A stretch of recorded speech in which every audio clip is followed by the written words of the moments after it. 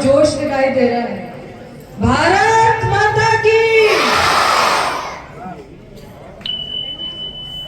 आप सभी का मेरे ख्याल से ये 1 साल के टेन्योर में मेरा दूसरा तीसरा कार्यक्रम है स्कूल में। जब भी स्कूल में आना होता है कुछ ना कुछ सीख कर जाते हैं। सबसे पहले तो मैं आपको शुभकामनाएं देना चाहती हूँ। जैसे हम आ रहे थे तो एक रंगोली के ऊपर नजर गई। रंगोली किसी अध्यापिका ने बनाई है मेरे ख्याल से, किसी बच्चे ने बनाई है, आपने बनाई है ना। रंगोली का अर्थ होता है एक संदेश देना कि आपके घर में कोई जब मेहमान आता है उसके स्वागत को आप किस तरीके से रंगीन बनाकर प्रस्तुत करते हैं कि आप हमारे घर पे आपका स्वागत करते हैं। मैंने कई प्रकार की रंगोलियां देखी हैं। आपको बता दूं 6वीं 7वीं 8वीं तक तो रंगोली प्रतियोगिता में मैं ही खुद भी जीतती आई। इतने शौक था हमारे। मेरे माताजी उस टाइम याद है मुझे, एसडीएम साहब एसडीएम होते थे जब मैं 4वीं 5वीं क्लास में थी। तो माताजी को कहीं चीफ गेस्ट बुलाया जाता था, कई बार हो जाता था मैं उसी स्कूल की विद्यार्थी होती थी। मुझे कोई अवार्ड मिलना होता था, मेरे माताजी 2-3 बार स्क्रूटनी करते थे, इसी को दे रहे हो, दोबारा चेक किया, इसी का पहला नंबर है। तो अभी जब मैं आ रही थी, मैं पिंकी जी आपको बहुत शुभकामनाएं देना चाहती हूँ। एक महिला, एक गर्भवती महिला आज के हालातों पर उसके साथ क्या क्या हो रहा है, एसिड अटैक है, वायलेंस है, रेप है, और दूसरी तरफ वही महिला कोई डॉक्टर बन रही है, कोई वकील बन रही है, कोई अध्यापिका बन रही है, कोई आईएएस अफसर बन रही है। मैं आपकी इसकी सोच को प्रणाम करती हूँ। मैं महिला सशक्तिकरण के साथ साथ व्यक्ति सशक्तिकरण में करती हूँ। बेटा और बेटी में कोई फर्क नहीं है। मैं अपने माता पिता की अकेली संतान हूँ। जो थोड़ी बहुत परवरिश मेरे माता पिता संस्कार दे सके उसको आगे ले जाने की मेरे पूरा प्रयास है। पर आज की डेट में बेटा और बेटी बिल्कुल एक बराबर है। हमें ये सोचना चाहिए घर का दीपक, घर का चिराग जलता रहना चाहिए। हमारा बेटा है या बेटी है, उसकी तबीयत परवरिश ठीक होनी चाहिए, उसका आने वाला भविष्य ठीक होना चाहिए। चाहे वो कोई मंजिल ले, किसी प्रकार का अपना व्यवसाय चुने, कैसे ही चुने, पर हिम्मत, हौसला, मेहनत करने की क्षमता, एक कार्यक्रम को, एक कार्यशैली को अपनाने की आदमी में क्षमता, अपने संस्कारों से जुड़े रहने की क्षमता, अपने बुजुर्गों का सम्मान की क्षमता। भारत तो इतना बड़ा देश है जो अपनी तहजीब, अपने आदर सत्कार, अनेकों प्रकार के भाषाओं बोलियों उनके लिए जाना जाता है। भारतीय संस्कृति से जुड़ना बहुत ज्यादा जरूरी है, चाहे वो बेटा है चाहे वो बेटी है। तो आ रहे थे पहले तो पिंकी जी मैं आपका बहुत बहुत धन्यवाद करती हूँ कि आपने ऐसी प्रस्तुति हमें दी है। आगे कभी रंगोली बनाने का कुछ कंपटीशन रखे तो एक कैंडिडेट मुझे भी ले लीजिए, मैं भी भाग ले सकती हूँ क्या? कामा महोत्सव में जैसे बाकी बच्चे ले सकते हैं, आप भी मुझे एक जगह दे दीजिएगा, रंग में अपने ले आऊंगी, चौक भी मैं अपना ले आऊंगी। जो आपकी उस दिन की थीम रहेगी उस पर मैं भी एक स्टूडेंट बन के पार्टिसिपेट करना चाहती हूँ। मैं यहाँ के प्रधानाचार्य जी, यादव साहब, हमारे सीबीओ साहब, हमारे जितने भी अध्यापकगण हैं, हमारे एसडीओ साहब, श्रीमती जी, गीता जी, और जितने भी इस कार्यक्रम को सफल बनाने के लिए सभी साथी गणों को बहुत बहुत नमस्कार करती हूँ, आपका बहुत बहुत अभिवादन करती हूँ। आप इसी प्रकार से स्कूल में मुझे बार बार आने का अवसर प्राप्त करते रहें, यही मैं आपसे बार बार निवेदन करती हूँ। इसलिए जब भी किसी विद्यालय से मेरे को निमंत्रण आता है, मैं बिना कुछ सोचे समझे हाँ कर देती हूँ, चाहे मुझे कहीं भी विधानसभा में जाना पड़े। कई गुना ज्यादा हमारे आगे सामने बैठे बच्चे, हमारे छात्र छात्राएं, हमारे इलाके से आए सारे बिरादरी, मलकियत, सरदारी जो साथ चल रही है, भाजपा के कार्यकर्तागण, सरपंच साहिबान और हमारे जो साथीगण हैं, 2-3 बातें रखना चाहते हैं। पहले तो ये समझने की जरूरत है कि वार्षिक उत्सव विद्यालय में मनाया क्यों जाता है। हम जब पढ़ते थे तो इसलिए बताते थे, प्रतिभा को दिखाने का अवसर प्राप्त होता है। पढ़ाई लिखाई के अलावा भी व्यक्ति में प्रतिभाएं होती हैं।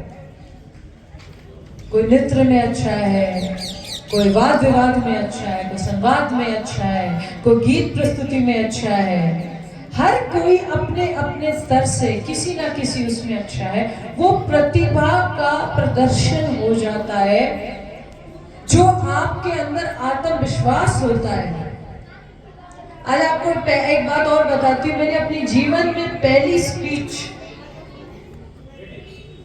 2री कक्षा में दी थी और पॉवर्टी पे स्पीच थी। मेरा पालन पोषण मेरे मामा मामी ने किया है, तो मेरी मामी ने रात को लिख के दे दी और मैंने उसको अच्छे से याद कर लिया। अगले दिन स्पीच देनी थी, मेरी 2री कक्षा में मैं थी, माइक सामने लगाया गया, पूरे स्टेज पे मैं अकेली थी और सबसे छोटी कैंडिडेट थी।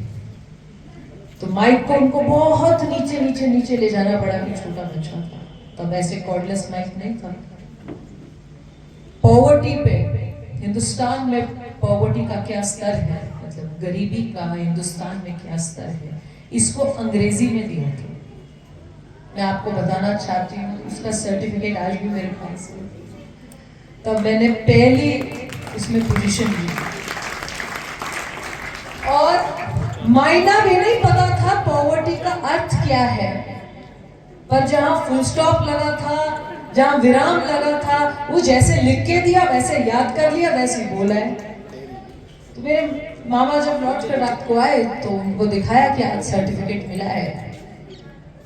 तो कहने लगे, तेनू मतलब पता है की हुंदा है? लगे जी मैंने मतलब तो नहीं पता। कहने कितना बोलिया, कहने बोल के बताओ। मैंने वैसे ही अपना ऐसे खड़े हो गए, एकदम सुना दिया। तो उन्होंने बताया कि आज से कुछ साल बाद बेटा तुम ऐसे कहीं ना कहीं स्पीच तो जरूर दे रहे होगे, हमें पता नहीं कहाँ दे रहे हो। आदमी में कहीं ना कहीं आपका कुछ हुनर होता है जीवन में। मैं आप सभी बच्चों को ये कहना चाहती हूँ, मैं खुद छात्रवृत्ति पर पढ़ी हूँ। मेहनत करने पर कभी कोई कॉम्प्रोमाइज मत करना। कभी ये मत सोचना मैं किस परिवार से आता हूँ, मेरे सामने वाला थोड़ा अच्छे परिवार से आता है। नहीं, ईश्वर ने आपको सबको एक जगह बिठाकर अवसर दिया है। उस अवसर का सही उपयोग करना आपको आना चाहिए। ईश्वर ने वो रास्ते खोले हैं, वो उपयोग कैसे करना है उन अवसरों का, उन रास्तों का, उन दरवाजों का, वो आपके ऊपर निर्भर है। समय का सही उपयोग करना बहुत जरूरी है। 18 साल तक तो बहुत जरूरी है। अगर प्रिंसिपल साहब आप ये कहते हैं कि मैं यहाँ बदनाम हूँ सख्ती के लिए, आप और हो जाए थोड़े बदनाम, कोई बात नहीं। सख्ती, अनुशासन, डिसिप्लिन होना बहुत ज्यादा जरूरी है। आप अपने संस्कारों से जुड़े, जड़ों से जुड़े, माता पिता का आदर करें, दादा दादी का सुबह आशीर्वाद लेकर, बड़े ताया ताए का आशीर्वाद लेकर स्कूल में आए, अपने गुरुओं का अधिकार, अपना मान सम्मान करें। पहले गुरुकुल होते थे, अब भी है देश में। गुरुकुल की जो सबसे पहली गरिमा थी गुरुओं का आदर। पढ़ा रहे हैं, जो आपको जीवन का रास्ता दिखा रहे हैं, मेरे ख्याल से जो अध्यापकगण यहाँ है, प्रधानाचार्य यहाँ है, वो माता पिता से भी बड़ा एक कार्य निभा रहे हैं, क्योंकि माता पिता का तो फर्ज है, दायित्व है अपने बच्चे को सही रास्ते पे दिखाने।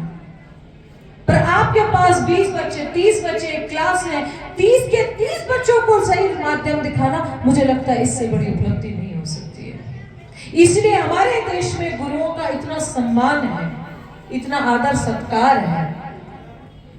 इस वार्षिक उत्सव पर मैं आगे आने वाले आपके पूरे वर्ष के लिए आपको हार्दिक शुभकामनाएं देती हूँ, आपका अभिनंदन करती हूँ। और ये यहाँ से आपको आशीर्वाद देके जा रहे हैं कि आप जो सपना देखें उसको तीर की तरह, जिस तरीके से आदमी का फोकस क्लियर होता है, आपको सामने वृक्ष है तो वृक्ष ही दिखाई देना चाहिए, दाएं बाएं क्या है वो दिखाई नहीं देना चाहिए। पढ़ाई कभी जाया नहीं जाती, जितना आदमी पढ़ लेगा उतना ही कम है जीवन में। कोई किताब मिल जाए, कोई कविता की किताब मिल जाए, कोई साइंस की किताब मिल जाए, कोई मैथ्स की किताब मिल जाए, जितना आदमी पढ़ेगा उतना कम है। मैं आज भी कम से कम 1, 1.5, 2 घंटे पढ़ाई कर लेती हूँ। आज भी मेरे माता पिता कहते थे तुम वो गलत बोल रहे थे, ये सही बोल रहे थे। आज भी मेरे गुरु हैं, मान लो अभी कोई मेरे गुरु इसको लाइव देख रहे हैं तो रात को जरूर फोन करेंगे, जिन्होंने 10वीं में, 12वीं में, MA में, BA में पढ़ाया है। गुरुओं का सम्मान करें, अपने अध्यापकों का, प्रधानाचार्यों का सम्मान करें, बड़ों का सम्मान करें, अनुशासन से चलें। प्रतिभा, पढ़ाई लिखाई से जो और प्रतिभाएं होती हैं उसमें कहीं ना कहीं भाग लेने की जरूर सोचें। मेहनत से कभी ना कतराएं। पत्थर आज तोड़ना शुरू करोगे, आज तोड़ा एक, थोड़ा थोड़ा थोड़ा, कभी तो टूट ही जाएगा। हो ही नहीं सकता आप मेहनत शिद्दत से कर रहे हो और एक पत्थर ना टूटे। किसी छोटे बड़े काम में जिंदगी में शर्म मत कीजिएगा, खुले दिल से सोचिएगा, सिर्फ मैंने मेहनत करनी है, साफ नियत से सिर्फ मैंने मेहनत करनी है। और जब भी इस विद्यालय में आते हैं हमारा मन बड़ा प्रसन्न होता है। मैं सारी टीम को अभी बता रहे थे, कहते जी सबसे ज्यादा अंक यही बच्चे ने प्राप्त किए हैं, उसके लिए भी मैं आपको बहुत बहुत धन्यवाद देना चाहती हूँ, शुभकामनाएं देना चाहती हूँ। आगे आने वाले आपके जो परीक्षाएं हैं उनके लिए भी आपका बहुत बहुत आपको हार्दिक बधाई देना चाहती हूँ। और आपको ये चाहती हूँ कि आप भविष्य में यहाँ से निकलकर कोई IAS अफसर निकले, कोई बड़ा पॉलिटिशियन निकले, कोई बड़ा वकील बने, कोई बड़ा सुप्रीम कोर्ट का जज निकले। हमें भी इस बात का गर्व हो कि कभी हम स्कूल में जाते थे तो वहाँ का बच्चा आज इस मुकाम पर पहुंचा है। और कोई मुश्किल नहीं है कहीं पहुंचना, कहीं बिल्कुल भी मुश्किल नहीं है, आपका सिर्फ फोकस क्लियर होना चाहिए। आप मुझे इसी तरीके से अवसर देते रहें। आगे कभी प्रतियोगिताएं लगे तो मुझे उनमें अवसर दीजिएगा। एक स्टूडेंट के नाते मैं चाहूंगी जब ये नया वर्ष शुरू होगा तो एक बार वैसी किसी क्लास में बैठने आएंगे। आप कैसे पढ़ाते हैं, क्या आपका तरीका है, चुपचाप आखिरी जो सीट होगी वो सीट हमें दे दीजिएगा। एक आधा पीरियड मैं और SDM साहब आप भी थोड़ा समय निकालिएगा, आएंगे, समय भी नहीं बताएंगे आपको, पर ये जरूर कह रहे हैं अगले साल 2 क्लास आपकी ऐसी अटेंड करके जाएंगे। किसी भी क्लास में बैठ सकते हैं, किसी भी कक्षा में। इतना मैं परमिशन लेना चाहूंगी CPO साहब आपसे भी और प्रधानाचार्य जी आपसे भी कि एक किसी क्लास में बिठाइएगा। पूरा 45 मिनट का जो पीरियड होता है, 45 मिनट या कितने का, इतने 40 मिनट का जो होता है उसमें आप शुरू से लेके अंत तक बिठाइएगा। हम भी जानना चाहते हैं कि बच्चे आज कैसे पढ़ रहे हैं, आप कैसे पढ़ा रहे हैं। हमारी जो थोड़ी भूल गए होंगे वो हमें भी याद आ जाएगा आपके साथ रह के, क्योंकि पढ़ाई का यही अर्थ है, कभी जीवन भर खत्म नहीं होती है। आदमी पढ़ाई लिखाई करता रहता है और पढ़ाई आदमी की खत्म नहीं होती। डिग्री पे डिग्री ले लेगा पर पढ़ाई का कोई अर्थ नहीं है। आप सभी ने इतने हर्षो प्रेम से हमारा स्वागत किया है, अभिनंदन किया है, आप सभी का हार्दिक हार्दिक धन्यवाद।